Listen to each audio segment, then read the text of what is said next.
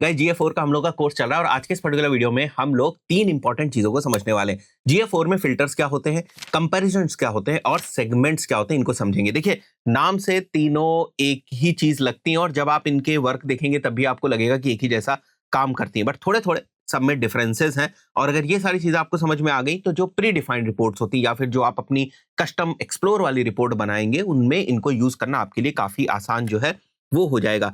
अब सबसे पहले मैं आपको फिल्टर के बारे में बता देता हूं। जैसे अगर आप अपनी किसी भी एक प्री बिल्ट रिपोर्ट के ऊपर आते हैं, मान के चलते हैं पेजेस और स्क्रीन्स वाली रिपोर्ट के ऊपर आते हैं, जहां पर आपको आपके पेजेस वाइज कुछ मेट्रिक देखने को मिलती है कि इस पेज के ऊपर कितने व्यूज आए, कितने एक्टिव यूजर्स हैं, कितने ऑनलाइन एक्टिव यूजर व्यूज हैं, कितने इवेंट्स हुए। सबसे पहला और सबसे बेसिक फिल्टर तो आपको यहीं पर देखने को मिल जाता है जो सर्च वाला है। जैसे फॉर एग्जांपल, अगर आपको किसी एक स्पेसिफिक पेज को यहां से फिल्टर आउट करना है, जैसे मैंने सर्च टाइप किया तो आप देख सकते हो जिन भी पेजेस के यूआरएल में सर्च है वो मेरे को देखने को मिल गया। तो ये बहुत ही बेसिक सा फिल्टर है। सेकंड जो फिल्टर है वो यहां पर आपको देखने को मिल रहा है। जैसे ही मैं इस फिल्टर के ऊपर क्लिक करूंगा और यहां पर मेरे को डायमेंशन सेलेक्ट करने का ऑप्शन दिख रहा है, मैं कोई एक डायमेंशन सेलेक्ट कर लेता हूं जिसके बेसिस पे मेरे को फिल्टर जो है वो लगाना है। मैं कोई भी एग्जांपल ले सकता हूं, बट मान के चलते हैं हम लोग यहां पर एक कंट्री का एग्जांपल ले लेते हैं। कंट्री वाइज और कंट्री एग्जैक्टली मैचेस में बहुत सारे डिफरेंट ऑप्शंस हैं हमारे पास। लेट्स से मैं इंडिया सेलेक्ट करके यहाँ पर जो है वो अप्लाई कर दूंगा।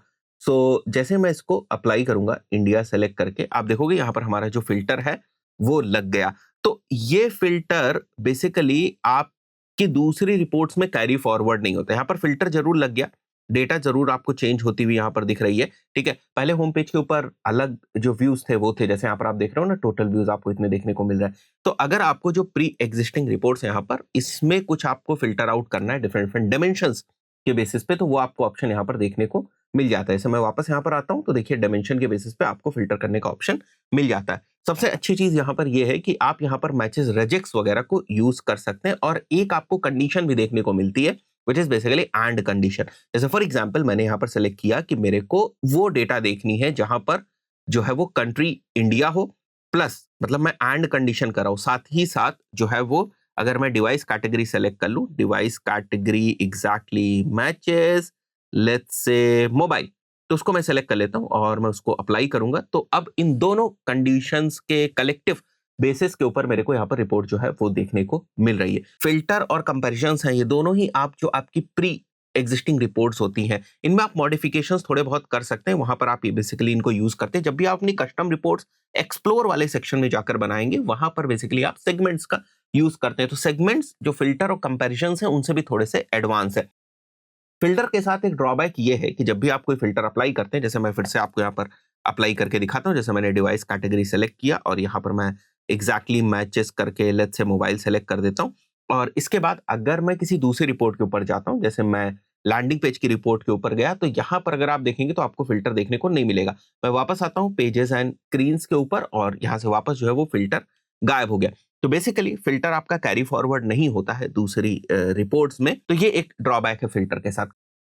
कंपैरिजन पे आते हैं। अब कंपैरिजन ना काफी इंटरेस्टिंग है यहाँ पर डेटा विजुअलाइजेशन के भी पॉइंट ऑफ व्यू से। जैसे मैं कंपैरिजन पे क्लिक करता हूँ और मैंने यहाँ पर ना दो चीजें सेलेक्ट कर ली, एक डायरेक्ट ट्रैफिक सेलेक्ट कर लिया और एक ऑर्गेनिक ट्रैफिक जो है वो सेलेक्ट कर लिया, और एक ऑल यूजर्स यहाँ पर बाय डिफॉल्ट है वो मैं यहीं पर रहने देता हूँ। अब मैं अगर इसको अप्लाई करता हूँ तो आप देख रहे हो एक लाइन मेरे को ऑल यूजर्स की देखने को मिल रही, डे वाइज यहाँ पर जो रिपोर्ट है वो आपको दिख रही कि अगर मैं बात करूं मंडे 26 जनवरी को, तो 9461 यूजर्स हमारी वेबसाइट के ऊपर आए थे, जिनमें डायरेक्ट ट्रैफिक जो है वो इतना आया था, ऑर्गेनिक ट्रैफिक जो है वो इतना आया हुआ था। नीचे अगर आप यहाँ पर आएंगे तो जैसे हमारे यहाँ पर डिफरेंट डिफरेंट पेजेस हैं, तो उसके अकॉर्डिंग आपको डिफरेंट मेट्रिसेस जो है वो इन कंपैरिजन के बेसिस पे देखने को मिल जाती हैं। जैसे यहाँ पर इस स्पेसिफिक पेज के ऊपर ऑल यूजर्स जो है इतने आए थे एक्टिव यूजर्स, और इतने जो व्यूज हैं वो हमारे हुए थे। ऑनलाइन एक्टिव यूजर्स व्यू जो है वो हमारे इतने हुए थे। Average online active user engagement time जो है वो हमारा ये रहा था ऑल यूजर्स के पॉइंट ऑफ व्यू से। ऑर्गेनिक ट्रैफिक के पॉइंट ऑफ व्यू ये था, डायरेक्ट ट्रैफिक के पॉइंट ऑफ व्यू से ये था। तो अगर आप अपनी रिपोर्ट्स में कुछ कंपैरिजंस के बेसिस पे एनालिसिस करना चाहते हैं कि ऑर्गेनिक ट्रैफिक किस टाइप से बिहेव कर रहा है, डायरेक्ट ट्रैफिक किस टाइप से बिहेव कर रहा है, तो वो आप कर सकते हैं। जैसे अगर मैं यहाँ पर इवेंट्स के पॉइंट ऑफ व्यू से जाता हूँ और इवेंट्स में मैं यहाँ पर एक फिल्टर लगा देता हूँ, यहाँ पर हमें डिफरेंट डिफरेंट इवेंट जो है वो देखने को मिलेंगे। मैं किसी एक इवेंट के पॉइंट ऑफ व्यू से यहाँ पर फिल्टर जो है वो लगा दूंगा। सबसे पहले मैं थोड़ा सा इसके नंबर्स को बढ़ा देता हूँ, तो दैट मेरे को सारे इवेंट्स देखने को मिले। देखो यहाँ पर मेरे को परचेज इवेंट देखने को मिल रहा है। तो सबसे पहले मैं एक फिल्टर लगा देता हूँ यहाँ पर मैं अपना इवेंट सेलेक्ट कर लूंगा, इवेंट नेम, एग्जैक्टली मैचेस और यहाँ से मैं सेलेक्ट कर लूंगा परचेज। तो अभी क्या हो रहा है कि मैं परचेज इवेंट की जो डेटा है वो देख रहा हूँ कि हमारे जो परचेज इवेंट है वो कितने हुए, कितने टोटल यूजर्स ने कितने परचेज इवेंट किए और पर यूजर ने ऑन एन एवरेज कितने परचेज इवेंट किए और उससे कितना रेवेन्यू आया। Now this data is coming because of this जो हमने फिल्टर यहाँ पे लगाया हुआ है। अब मेरे पास ऑप्शन है यहाँ पर मैं कंपैरिजंस को भी on top of that use कर सकता हूँ। तो जैसे ही मैं कंपैरिजन को यहाँ पर सेलेक्ट करता हूँ, आप देखोगे यहाँ पर मेरे को कंपैरिजन देखने को मिल रहा है कि ऑल यूजर से जो परचेज हुए वो इतनी हुई, बट ऑर्गेनिक ट्रैफिक से जो परचेज हुई वो इतनी हुई, और भी जो बाकी मेट्रिक्स है वो भी आपको देखने को मिल रही। और अगर आप और मेट्रिक्स ऐड करना चाहते हैं तो आपको यहाँ पर एडिट का ऑप्शन देखने को मिल जाएगा, वहां से आप और मेट्रिक भी ऐड कर सकते हैं। So this is how you basically use comparisons and filters. तो कंपैरिजन के ऊपर जब मैं प्लस करता हूं और अगर मैं अपना कोई कंपैरिजन बनाना चाहूं, जैसे मैं यहाँ पर डायमेंशन सेलेक्ट कर लेता हूं कंट्री और यहाँ पर एग्जैक्टली मैचेस और यहाँ से मैं सेलेक्ट कर लेता हूँ इंडिया। तो दिस इज समथिंग जो मैंने एक कंडीशन बनाई जिसके बेसिस पे मैं अपना एक कंपैरिजन बनाऊंगा और जब भी मुझे जरूरत होगी इसको मैं यूज कर पाऊंगा। So what I can do is I can click on apply और यहाँ पर हमारा जो कंपैरिजन है वो आ गया। अब अगर मैं कुछ कंपैरिजन यहाँ से हटाना चाहता हूँ वो भी मैं हटा सकता हूँ। So this is how you basically use filters and comparisons. और बहुत सारे अपने एंड पे आप कंपैरिजंस को क्रिएट करने की कोशिश करें। यहाँ पर देखें बहुत सारे डिफरेंट डिफरेंट आपको ऑप्शंस देखने को मिल रहे हैं, उनके बेसिस पे आपने कंडीशंस को बनाकर अपनी रिक्वायरमेंट के हिसाब से कुछ कंपैरिजंस को बनाने की कोशिश करें जिससे आपको और ज्यादा क्लैरिटी होगी।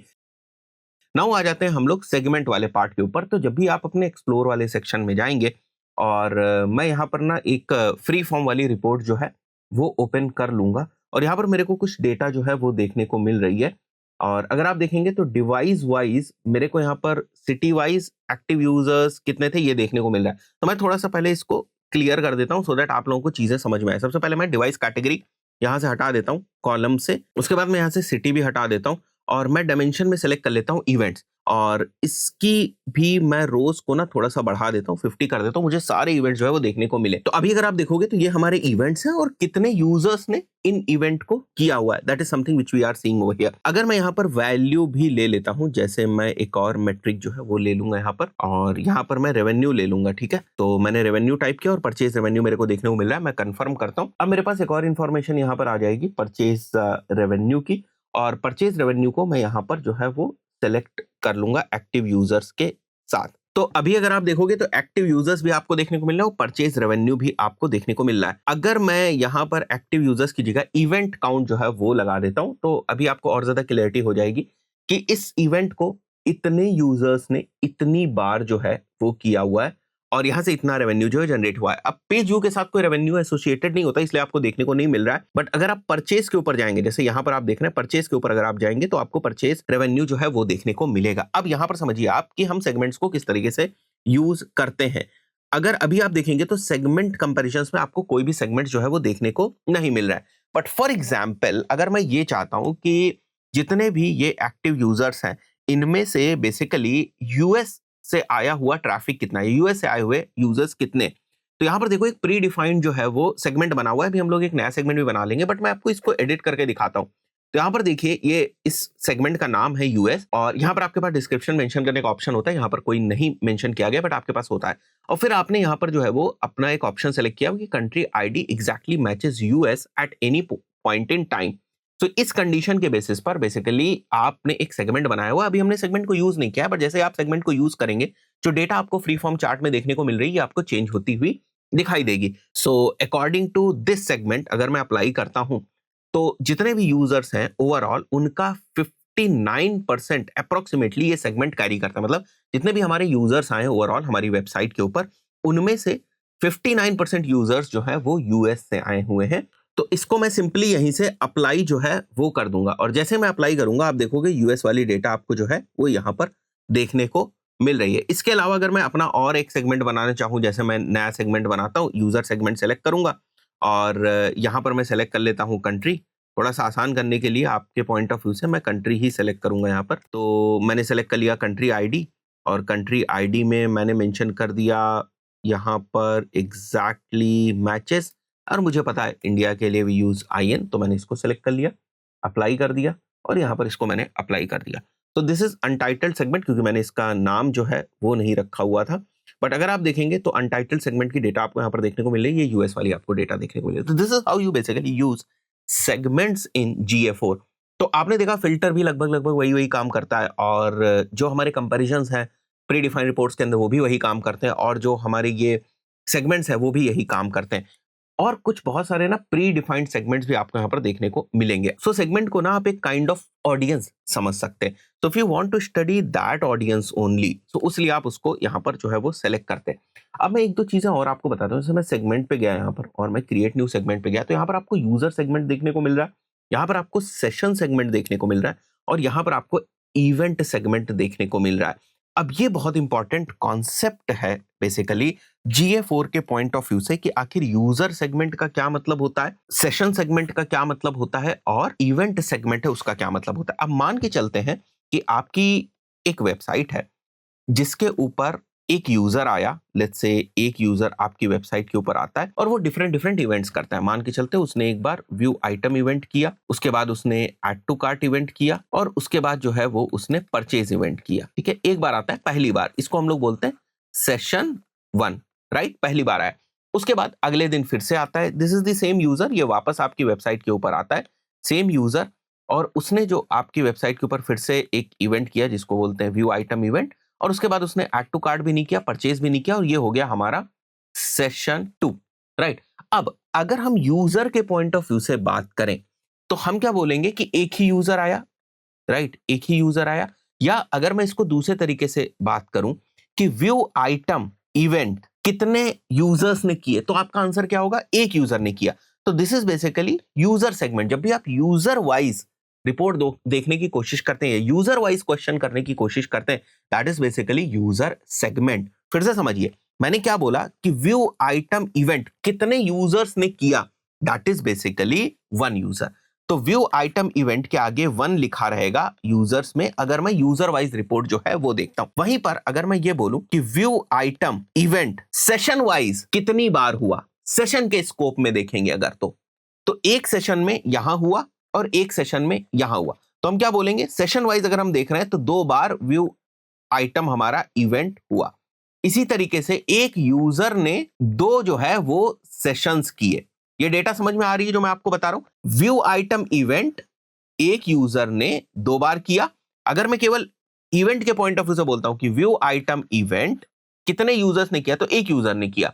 पर एक यूजर ने व्यू आइटम इवेंट कितनी बार किया, 2 बार किया। अगर मैं इवेंट के count of point of view से बताऊं यहां पर कि कितनी बार उस यूजर ने, एक यूजर ने वो इवेंट किया, तो यूजर स्कोप में आ गया। बट अगर मैं ये बोलता हूं कि व्यू आइटम इवेंट एक सेशन में एक यूजर ने कितनी बार किया, एक यूजर ने व्यू आइटम इवेंट एक सेशन में कितनी बार किया, तो एक बार किया। और अगर मैं इवेंट स्कोप पे चला जाता हूं कि ये इवेंट कितनी बार हुआ, तो वो हो गया हमारा 2 बार ये इवेंट हुआ। बात समझ में आ रही है आपको कि यूजर बेस्ड सेगमेंट्स क्या होते हैं, सेशन बेस्ड सेगमेंट्स क्या होते हैं, और तीसरा आपका इवेंट बेस्ड सेगमेंट्स क्या होते हैं। वही यहां पर भी आपको देखने को मिल रहा है। देखिए डेफिनेशन ध्यान से पढ़िए। For example, users who have previously purchased a product, that is user segment. Session segment क्या है, for example ask sessions originating from campaign ए।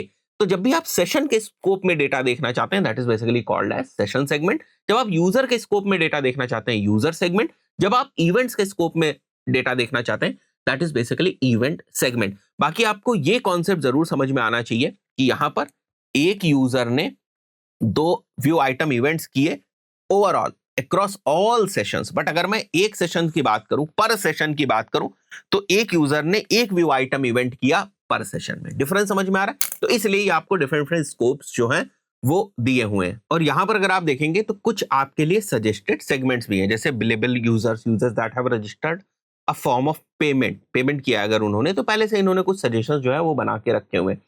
कुछ यहां पर प्रिडिक्टिव सेगमेंट्स भी हैं, मतलब ऐसे यूजर्स जिनके चांसेस ज्यादा हैं कि वो नेक्स्ट 7 डेज में कोई परचेज कर सके, तो ये सेगमेंट जो है वो बना के रखा हुआ है। बिकॉज ये काइंड ऑफ एन ऑडियंस भी होती है, तो इसको आप बाद में भी चाहें तो यूज कर सकते हैं गूगल एड्स वगैरह के अंदर। इसलिए यहां पर आपको ये सेगमेंट्स वगैरह देखने को मिल रहे हैं। सेगमेंट टेम्पलेट्स पहले से बनी हुई है। डेमोग्राफी वाइज जो है वो आप सेगमेंट्स अपने बना सकते हैं, एज, जेंडर, लैंग्वेज, कोड, ये सारा आप ऐड करते जा सकते हैं। You can basically create your kind of an audience segment, और जिसको अगर आप यूज करना चाहें तो कर सकते हैं। तो व्हेनेवर यू नो कि ये पैटर्न है मेरी ऑडियंस का, ये डेमोग्राफी है मेरी ऑडियंस की, या ये टेक्नोलॉजी है मेरी ऑडियंस कि आपने ये आइडेंटिफाई करके रखा है, तो उसका आप सेगमेंट बना लेते हैं और उसको आप अपने अकॉर्डिंग यहाँ पर यूज कर लेते हैं किसी भी रिपोर्ट के ऊपर, सो दैट आप केवल उस स्पेसिफिक सेगमेंट के एनालिसिस कर पाएं या उस स्पेसिफिक सेगमेंट को कंपेयर कर पाएं वर्सेस जो दूसरा आपका सेगमेंट है उससे। आई थिंक सो आपको समझ में आया होगा इन तीनों ही चीजों में क्या डिफरेंस है। जितना ज्यादा आप इसको यूज करेंगे, इतना प्रैक्टिस करेंगे,